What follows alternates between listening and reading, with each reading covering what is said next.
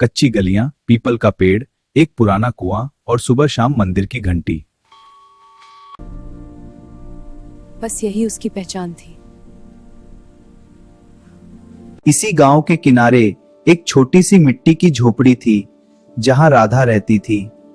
राधा कोई बड़ी पढ़ी लिखी औरत नहीं, पर उसकी आंखों में गहराई थी। ऐसी गहराई जिसमें पूरी जिंदगी डूबी हुई थी।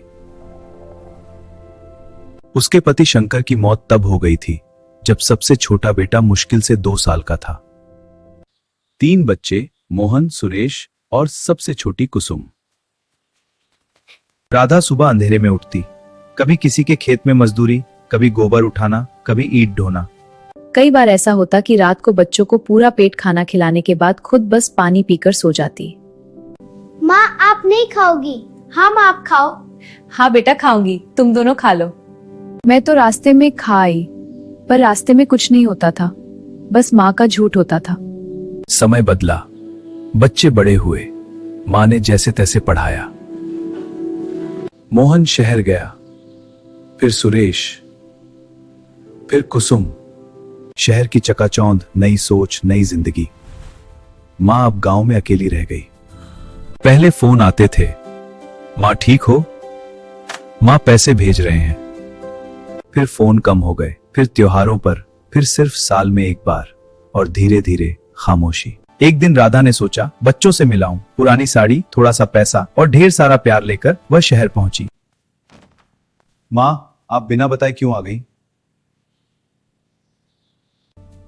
बस तुम्हें देखने का मन था। रात को खाना अलग कोने में मिला। अगले दिन सुरेश आया। माँ यहाँ जगह कम है। माँ गांव ही ठीक है आपके लिए। माँ गांव ही ठीक है आपके लिए। किसी ने सीधे नहीं कहा, पर बात साफ थी, माँ अब यहाँ मत आना। राधा रोई नहीं।